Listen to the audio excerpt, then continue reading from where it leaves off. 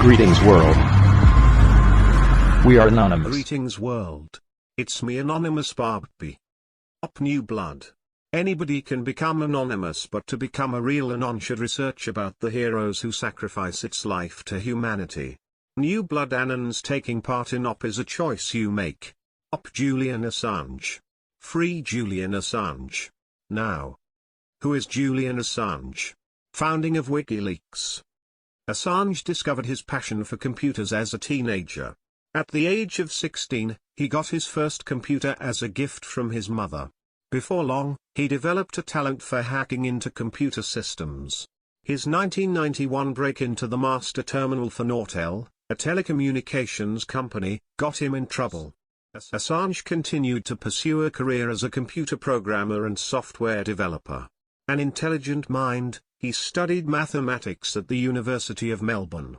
He dropped out without finishing his degree, later claiming that he left the university for moral reasons. Assange objected to other students working on computer projects for the military. In 2006, Assange began work on WikiLeaks, a website intended to collect and share confidential information on an international scale. The site officially launched in 2007 and it was run out of Sweden at the time because of the country's strong laws protecting a person's anonymity. Later that year, WikiLeaks released a US military manual that provided detailed information on the Guantanamo detention center. WikiLeaks also shared emails from then vice presidential candidate Sarah Palin that it received from an anonymous source in September 2008. Julian Assange used his genius IQ to hack into the databases of many high-profile organizations, and he earned the Time magazine Person of the Year title in 2010 and many other awards.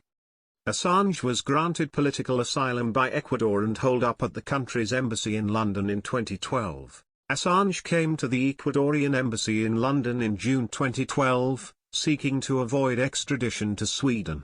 That August, Assange was granted political asylum by the Ecuadorian government, which protects Mr. Assange from British arrest, but only on Ecuadorian territory, leaving him vulnerable if he tries to leave the embassy to head to an airport or train station. Mr. Assange could face political persecution or be sent to the United States to face the death penalty, putting further strain on the relationship between Ecuador and Britain, and instigating a rebuttal from the Swedish government. In February 2016, a United Nations panel determined that Assange had been arbitrarily detained, and recommended his release and compensation for deprivation of liberty. However, both the Swedish and British governments rejected those findings as non-binding, and reiterated that Assange would be arrested if he left the Ecuadorian embassy. In April 2019, after Ecuador announced the withdrawal of Assange's asylum, the WikiLeaks founder was arrested at the London embassy. Shortly afterward, it was announced that US authorities had charged Assange with conspiring with former Army intelligence analyst Chelsea Manning to break into a classified government computer at the Pentagon. On May 1, Assange was sentenced to 50 weeks in prison for skipping bail back in 2012, when he found refuge in the Ecuadorian embassy. Steeper charges arrived on May 23, when Assange was indicted in the US on 17 counts of violating the Espionage Act for obtaining and publishing secret military and diplomatic documents in 2010. The indictment raised questions about First Amendment protections and whether investigative journalists could also find themselves facing criminal charges.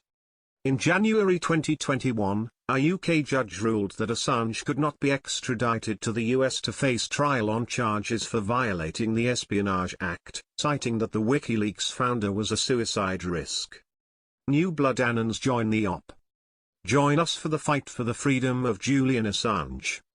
As Julian Assange said, "Nonconformity is the only real passion worth being ruled by. The world is not sliding, but galloping into a new transnational dystopia. This development has not been properly recognized outside of national security circles. It has been hidden by secrecy, complexity and scale. The Internet, our greatest tool of emancipation, has been transformed into the most dangerous facilitator of totalitarianism we have ever seen. The Internet is a threat to human civilization. These transformations have come about silently, because those who know what is going on work in the global surveillance industry and have no incentives to speak out.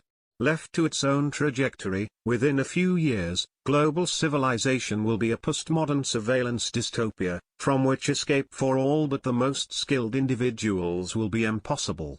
In fact, we may already be there. While many writers have considered what the internet means for global civilization, they are wrong. They are wrong because they do not have the sense of perspective that direct experience brings. They are wrong because they have never met the enemy. Power is a thing of perception. They don't need to be able to kill you. They just need you to think they are able to kill you. One of the best ways to achieve justice is to expose injustice. We are all Assange. Free Julian Assange now. We are anonymous. We are legion. We do not forgive. We do not forget. Expect us.